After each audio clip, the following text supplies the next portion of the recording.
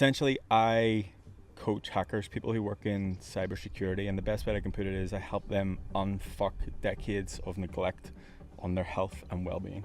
I mean, if anyone's taken anything already, it's that your niche of 30-year-old men who want to get in better shape probably isn't tight enough. You didn't get your level 3 in a fucking packet of Cocoa Pops like everyone else these days, and then immediately proclaim that you were the hacker's coach. I was like, if I had a fucking planned this out 5 years ago, I would have got fucking locked up. So you'd be in jail, 100%. Yeah. You would be incarcerated. I was talking about the, earning my seat at the table, what that is, and it's just the ability to do the thing at a rate that people cannot comprehend.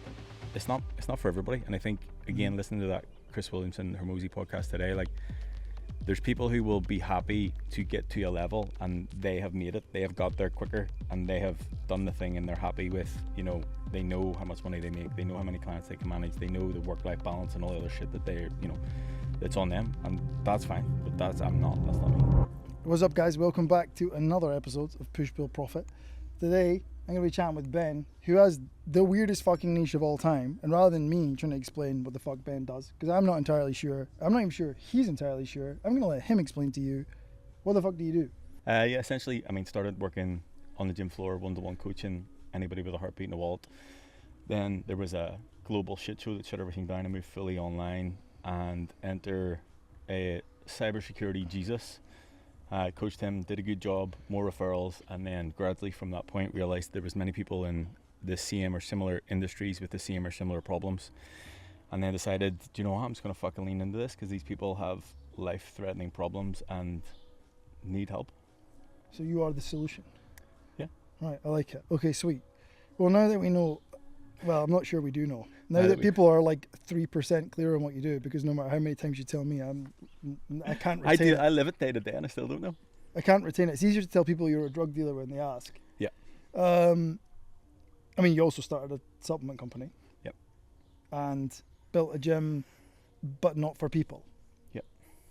Okay, explain in a couple of sentences. The supplements company came out of, again, a conversation with Dave and I guess just an interest in supplements and a want to create something of my own that I thought I could do better than other people, specifically for the people that I work with.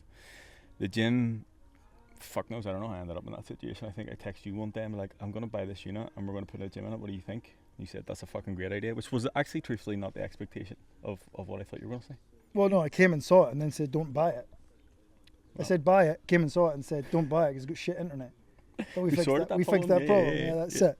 Okay, so now that people are 4% clearer on what it is that you do, the brief was from Chaz, building the businesses, building the business of our dreams. What's that journey been like? Like, that's our key prompt at this moment in time. Yeah, what does it look like, or what does it look and feel like to be building and working in the business of your dreams? What does it look and feel like to be working and building in the business of our dreams? It feels good. I feel like I said that to Ben. We've only been here, like, I should point out at this stage, in case you were wondering, we've upgraded the back garden. I gave Sarah a little bit of budget to, I didn't. We got to Ibiza, we've got our event this week. So we are at the Team Villa, HQ, the compound. And we only got, how long have we been here? 2 hours? Max.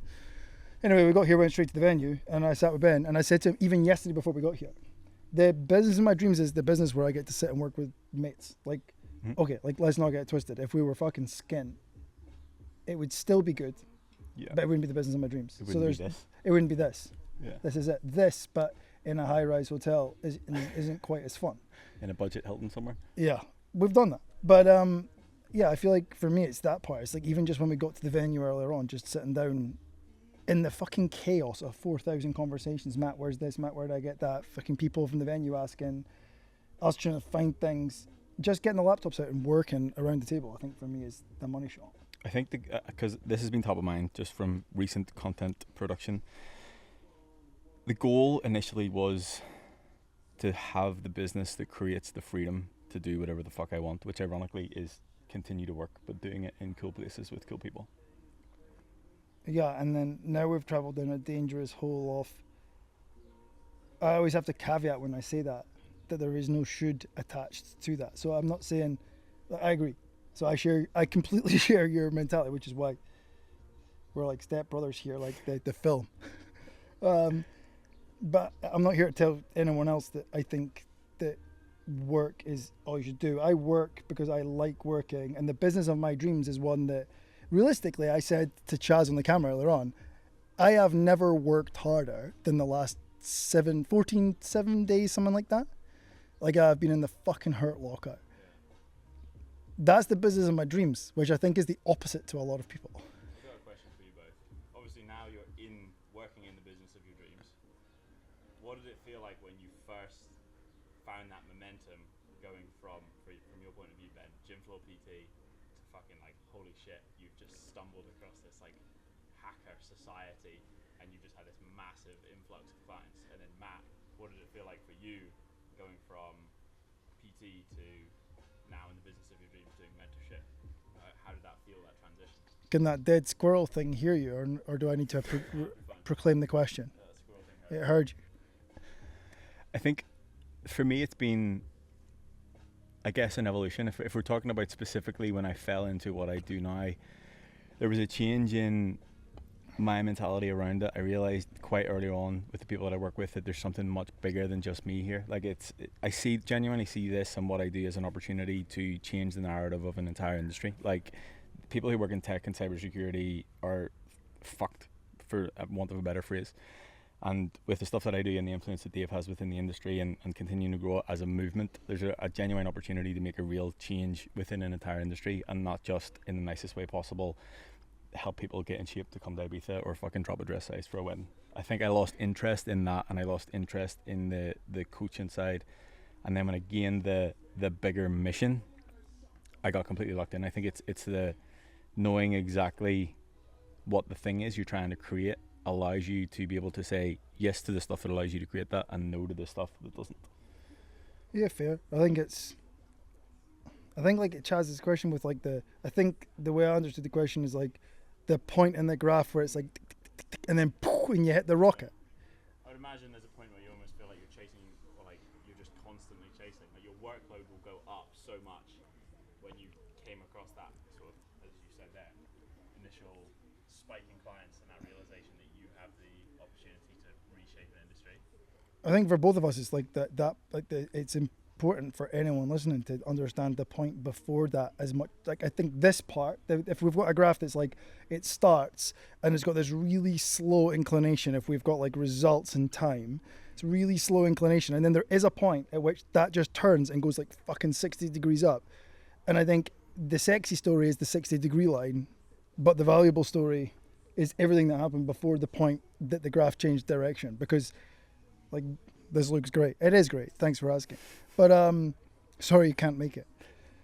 I think like the bit before, there's a long period of time where you're wondering why the fuck it's not working, why you are getting up at 4 to drive to the gym in the dark by yourself. You fucking with cold, unheated gym to work with unmotivated clients who turn up late and then complain and then spend every second of every session trying to talk to you about their wife, husband, kids. Everyone's an asshole in their life rather than actually being interested in the session. And I think that point is, like I always say to coaches, I call it like the messy middle, which is like you've started, you had the uninformed optimism of, oh, this will be fun, let's do personal training. And then you settle into that and then you realize it's like, oh, this is actually quite shit a lot of the time. I think with the, like, my personal, whenever I was like, right, okay, I'm gonna do this PT thing, it's the going from a minimum wage job and the knowledge of like, well, I can do this and get paid £30 an hour. That sounds fucking class. But the reality is, you do the hours, but then you have to do all of the other shit on the other side of it. Yeah, it's 30 hours of PT at £30 an hour plus 30 hours of admin at £0 per hour. Yeah. So it's like at very best £15 an hour, but it's worse than that. Mm-hmm. And I think like, I'll be honest, like I'd be lying if I said there wasn't lots of times when I was a PT that I was like, this is shite.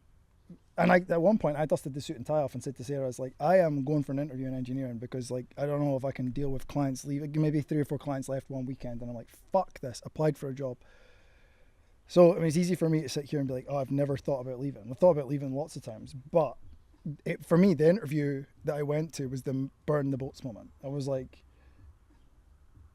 it's that if you want to take the island, burn the fucking boats. And then that day, I realized the other island that I had arrived at, the engineering island that I came from previous, was fucking awful. And it's like the grass is greener on the other side is kind of the popular kind of saying, but I think it's the grass is greener where you water it. Mm-hmm. And I realized the other side was greener because it was fucking fertilized with shite. It was awful. So for me, burnt the boats, and I think that was the start of the last bit of the slow graph. Mm-hmm. And I think there is a commitment thing. There's like I think a lot of coaches, and I was one of a lot of coaches that wasn't fully committed to the thing, but also not committed through a lack of clarity of how big it could be, what I actually wanted. Again, with no shoot attached. Should it be $1 million? Should it be $100,000? Like, it doesn't matter. It's personal, but without a clear goal, it's like when a client wants to lose weight. That's it. I want to lose weight, get healthy. What How the much fuck's that weight? mean? How healthy? Yeah. What does healthy mean? So I think for me it was that. I think that it's something that you taught me, or I guess made me realize, is the delayed gratification thing. It's just the ability to work at the thing with the absolute blind faith that it will work out at some point, and it's unreasonable with the amount of work that you put into it that it will not work out every day on repeat. Yeah, like delusion. Mm-hmm. Absolute fucking delusion. And like, this is the Hormozy thing of like, the work works on you more than you work on it. The work is the point. So like, when I burnt the boats, up to that point, I was turning up and I would fucking lean on the counter between sessions and moan to other PTs about people being late, the gym being cold, being up early, not earning as much as I wanted. Says the guy that spends the hour break moaning about not. It blows my fucking mind to think I ever did that, but I did, and I would be doing everyone else a disservice by not admitting that. And then when I burnt the boats, for me, it's like the commit, and I think the clarity of like. I remember very clearly sitting in the back. I've told you this, sitting in the back of a car. We'd gone for lunch at like those eat all you can Chinese buffet things. Not eat all you want, eat all you can is how I understand those. You know that, Chas. Challenge accepted. Diarrhea accepted. Anyway, we went to that and we were in the car on the way back and they were like talking about goals. And one of the guys, I want to open a gym. What for? A PT studio. And they were all sharing. And I was in the back. I remember being back right. And they came to me last and said, what about you? I was like, £1 million. What do you mean £1 million? £1 million in a year. Like, what do you mean? Like, I don't know. It can't be any fucking clearer. Like, and then the sentence was, I am going to. Not I want to. Everyone else was I want to. I remember that very clearly. And then there was a moment of silence after I said it, followed by fucking hysterics. Like the car was shaking. Like, are you all right, bro? But I think the clarity and the commitment of burning the boats didn't start the upward trend, but lit the fuse on the upward trend. Yeah, I remember again. Whenever I started coaching, the gym was brand new, so everybody started fresh, and everybody sort of had to sit down with the management and the fitness, and there was that like conversation. It's like, what would you like to make in a year? And I was like, I don't know, like $100,000. Like biggest number I can think of. Yeah, like that's whenever you've made it. That's all I know. Like first fucking 2 weeks within training, and there's like that like no seriously, like what do you want to make? And I was like, I mean, I am. Remember you told me this, yeah. Like that is it. Like that's it. And I again specifically remember. There was a coach that let's just say I didn't gel with at the start, and he was very much a loudmouth, wanted to be everybody's mate in the gym, and it just wasn't my guy. And I remember him, he was mentoring someone else. He was a boxing coach, and I mean, if you're watching Issue, he was giving it the fucking chat about you can make whatever the fuck you want in this industry, like in coaching you can do this and you can do that. I used to make £1,000 a week and this and that, and then give it the excuse of I didn't want to do hours. And I was like, I mean, you've put a ceiling on yourself by saying you can make £1,000 a week. And I'm not saying that's like, there's no slight on that whatsoever, but I do think that there was almost immediately a cap on that. And I think the initial naivety of going into those things is just making that fucking arbitrary number. It doesn't really matter what it is, but also not actually knowing what is possible. And there are a couple of times that you have been involved in that I was like opened to this like next level of like, well, this person's making this much and that much, and I'm like, you mean you don't get to just making 10 grand a month and then that's it? Like, we've completed it. And there was so much more, and I'm like, well, if that fucking person can do it, there's absolutely no reason that I can't do it. We've spoken about that a few times where it's like we've seen behind the curtain is what we've always said. When you enter another room and you're like, oh wait, there's another level to this game. You're like, holy shit, because you think, and I will circle back on what you said. No slant on £1,000 a week. No. Fucking great money. And I think this is where you need to pick your financial goal for you. And if you don't know, just fucking make one up. Yeah. Because the client that says, I want to lose weight, versus the client says, I want to lose weight, and you say, well, how much? And they say, I don't know, 8 kilos. That guy will do better because he has clarity in the direction of his goal. But he will get to that goal and then realize that there's more and wants to lose more. The same way that we have gotten to the goals and went, well, I mean, we're here. What next? There's no fucking fanfare. There's nothing else. Like, I just want to keep going and do more. Well, you said there where you're like, oh, I feel like I've made it. How do you Never. know? How do you know? Well, we made it in terms of hit the number, but then realized there are more numbers that come after that. And I'll say on this, like, it doesn't always have to be, there's two sides of this. It doesn't always have to be a financial goal. It is. But the other side is being able to do it. And I remember very specifically a couple of times, you're like, I'm literally sat here in my fucking house in my slippers doing this, making this money. Like, making more than a GP in my slippers, a house coat. Yeah. Yeah, I feel like we need to definitely spend some time on what has made it. I think that's definitely important. I think it's an angle worth looking at. Like, how do you know? Like, what is it's hard, isn't it? But what has made it? I think it's a moving goalpost. I think it's the set the target, do the thing. And again, I very specifically remember sat in the car outside the gym, and I can't remember what the fuck we were talking about. I was like, I want to have 100 clients. And you were like, fuck having 100 clients. And I was like, fuck you, what do you know? I want to have 100 clients. Then I got to 100 clients. I was like, fuck, this is a lot of work. We're not doing this again, brothers. But it's the getting there, then having the realization that's not the thing. And again, I spoke about this the last time we were here, that it's a privileged position to be in, to realize that the financial isn't the sole thing. It is a big driver. I'm like not saying that it is not by any stretch of the imagination. Like, there is a reason that we do this, but it's a very privileged position to be in, to realize that that's not the thing, and there's a lot of freedom that comes off the back of that. Okay, right, well, if that's not the thing, what is the thing? And then lean into doing that. And for me, it's evolved since then. Like, even more recently, it's been able to manage my time better, that I can do all the delivery stuff on a specific day, and then there's the on the business stuff that we spoke about for the past couple of weeks. That's what I get the enjoyment out of, the building the thing, the solving the problems, and the fucking hard graft that we've been talking about for the past couple of weeks. And to the point that I said yesterday, I think, to you, I want to talk about when we're away, that I want to find out how we do more. Like, I realized that the past couple of weeks has been insane, and we probably feel and have felt before that we are at capacity. But Good. I want to work out. I like to feel like that. Yeah, but I know there's more. I know it can be done because we've done it many times. Yeah, I feel like there's a couple of things that came up when you were talking. So there's the freedom thing, which I want to touch on, but there's also, so coaches come to me all the time and they'll say that there's two camps of people. There's I am motivated by money and I don't mind sharing it. And I think there's sub-camps of each person. So let's just put them in two camps. There's I'm motivated by money, and I'll admit it. I think we're both that person. Yep. And then there's the other camp of person that's like, well, I'm not motivated by money. I like helping people. I'm motivated by helping people. Liars, we call them. Yeah. I think that the where this disconnect happens is the belief that they are mutually exclusive. They can be the same thing. You can be motivated by money and motivated by helping people, and they don't have to be one or the other. And I think the telling yourself that you're not motivated by money when you know that the goal is monetary in some respect means that you are motivated by money. But as long as you say that you're not, you will choke your own growth. Now, I always say to coaches that then continue to argue with me, well, no, I just like helping people. It's like, well, why are you not in Syria digging people out of the rocks for free with the British Red Cross just now? Yeah. Well, but I don't like helping people that much. I am motivated by money a little bit.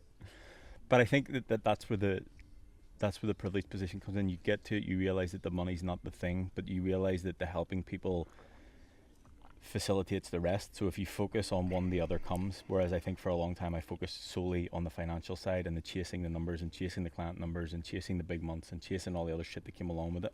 I think you have to start with, because you are chasing the thing that you don't have. And in the first case, as any coach who wasn't gifted any kind of financial security, even if you were, the goal is money at the start. Like, you need to sustain life for you, whatever that looks like. So you are monetarily driven. For me, it was getting away from the kind of crippling debt of divorce, and that's fine.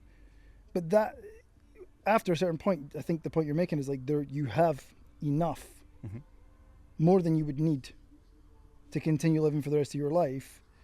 And then the motivation changes, and whilst it's still money, it becomes almost gamified. It's just like, What else is there? What's the next level? What's behind the next fucking curtain? And that's the part where it moves from the fucking slog of this slow uphill to like quantum leaps.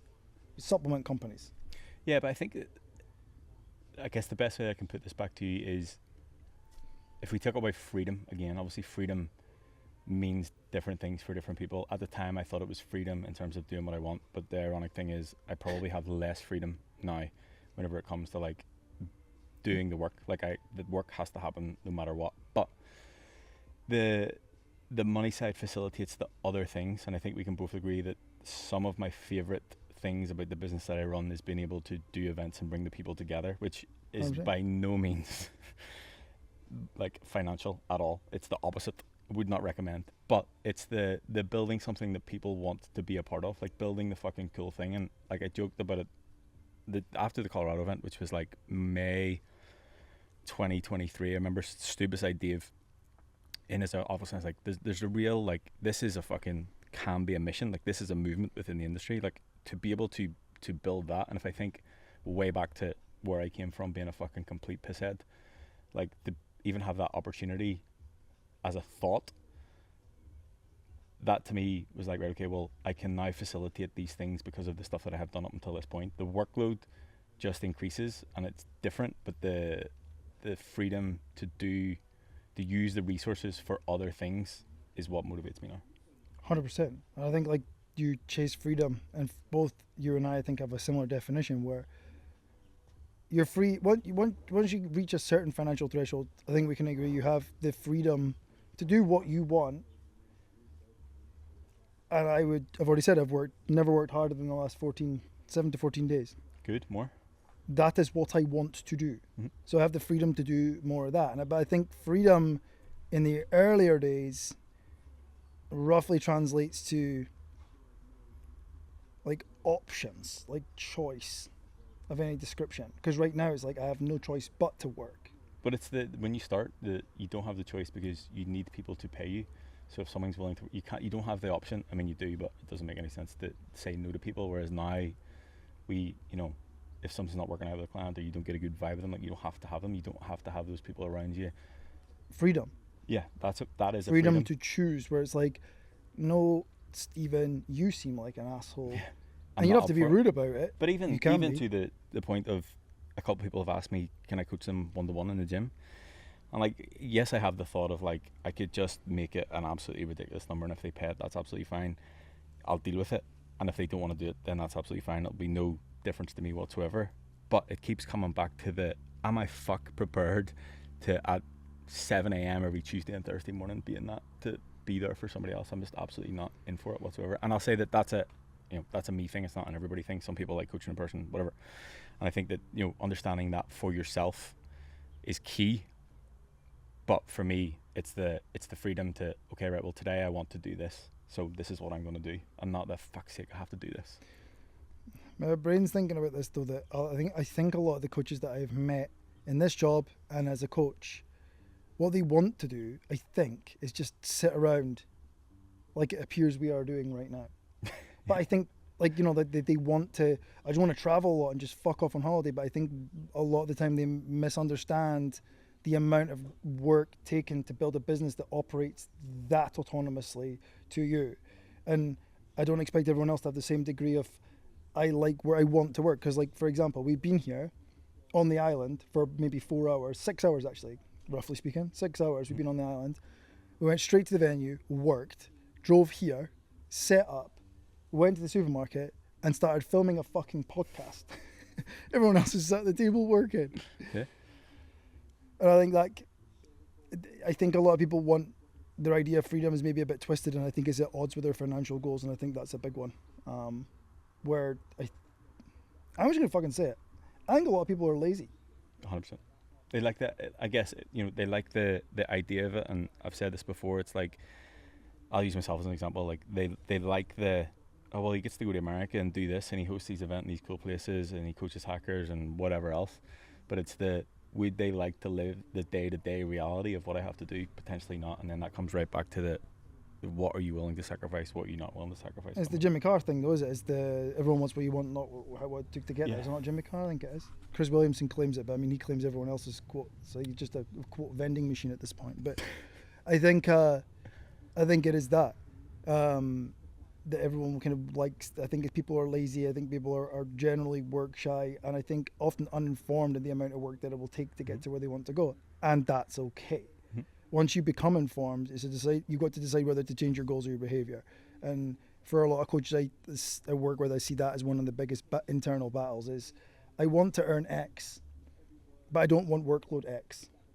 Yeah. So, well, the goal of the behaviour has to change. It's like the client that, I think people like the outcome, not necessarily what it takes to get the outcome. So like the client that wants to lose lots of weight or get really fit, but fucking hates exercise, will not sustain the repeated task that they dislike. So I think for me, the crux of all of this conversation has been, until you fall in love with like the fucking work, like just the boring, mundane, when no one's clapping, when there's no money coming in like today, when there's no new client sign up. But that's what we said recently. Like I feel like for the past month, 2 months, I've been working at 500%, and there's no immediate feedback of like, this is the thing, there's more clients or there's more finance, but it's the other side of the on the business stuff to building it with, again, just fucking blind faith and a little bit more I guess evidence of past behaviors and past outcomes that it will work. And that's the bit that I prefer, like that the building it and the working at that capacity to have the thing at the end go, fuck, I did that thing. And that was the same with the gym, it was the same with the supplements company. Even if it's not the thing though, because I think you're right, but I disagree with you on your behalf in terms of my reflection of you and me. But talking about you here is, okay, you're like, I do all the hard work and like, oh my god, I've got this thing at the end. I don't think you're motivated as much by the thing as you are like, oh my god, I've never done that much work and it fucking feels good to have expanded what I perceive to be the limit of work that I could do. And don't get it twisted if you're sitting watching or listening, it's like, okay, so I just need to do more hours. Not necessarily. If you're in the gym training like a fucking asshole, doing more hours in the gym doesn't make it better. More of the wrong things is more of the wrong outcomes. So I think for you is as much I think I understand you enough to say that I think the pleasure you derive comes from, the hours, but like the toil, like the fucking struggle of like, I am wrestling this shit over the line this week. Yeah, but I said this to you the past week, and I'll say this. I don't know how many times per day or per week I say me and Matt were talking about, but that's literally the reality that we live. I was talking about earning my seat at the table, what that is, and it's just the ability to do the thing at a rate that people cannot comprehend. And while some people will never understand that, like I enjoy the ability to be that person. Like I enjoy the ability to, I guess, in the best way possible, like show what is possible. And I'll say the other side of it, it's not for everybody. And I think, again, listening to that Chris Williamson Hermosi podcast today, like there's people who will be happy to get to a level and they have made it, they have got there quicker and they have done the thing and they're happy with, they know how much money they make, they know how many clients they can manage, they know the work-life balance and all the other shit that they're, it's on them, and that's fine. But that's not me. Yeah, I agree with that. I think it's that you need to be, I think to kind of like conclude it, I think you need to know what you're willing to sacrifice for the goal that you are outlining. So if we started by saying you need to clearly define the goal, be that monetary or whatever else, great, you're halfway there now. The next part is, what are you willing to give up and what are you not willing to give up? Because I think if we're both honest, we've given up absolutely everything besides a small handful of things. Mm-hmm. And I am not here to proclaim that anyone else should do that. I'm saying you could do that. And I think that boils down then when you do choose to do that the goal becomes closing loops faster than everyone else. Yeah. And I'll bite off things that are bigger than I can chew to prove to myself that I can chew them. Yeah. And I think that's a lovely place to cap out for our first rambling from the villa. Yeah. Anything to add in closing? I just think that it's the understanding that it's a moving goalpost. Like, I think understanding that, you know, the idea that you have right now will potentially be quite different. And again, the thought process that I'm having is, right, okay, well, I've gotten it to this level, like, how far can it go? And I think that that is definitely an environment thing, and it's definitely a seeing what other people are achieving. And I will say, like, one huge benefit that I find with the people that I work with is just being in a completely different space and seeing, you know, people who run $100 million companies, $1 billion companies, and like, well, if these motherfuckers can do it, like, there is a way to do it. And it's just being open to, like, knowing that these things are possible, and understanding that the one thing that you've at one time thought that you wanted that would be made it can shift, but also may not. 100%. Basically, in closing, then, we're not the smartest, we're not the most educated, we're not the most qualified, but I think you are the hardest working person I know. I would say we're both relentless, ruthless. There you go. So that's the conclusion. It's just, if you can get clear on the goal, what will you sacrifice, what won't you sacrifice, and then just be fucking ruthless in the day-to-day execution of that at the expense of everything on the sacrifice list for a long enough time horizon. And there's the cap out. The reframe for me to cap this out is, I put it in a carousel this week, this might take 5 years. And if you can apply that to everything we've just said, you will kick your goals square in the nutsack. So go kick your goals in the nutsack. We'll see you on the next one. Remember, most importantly, to hit the like button, hit the subscribe button, guys, and join us in the next one. See ya.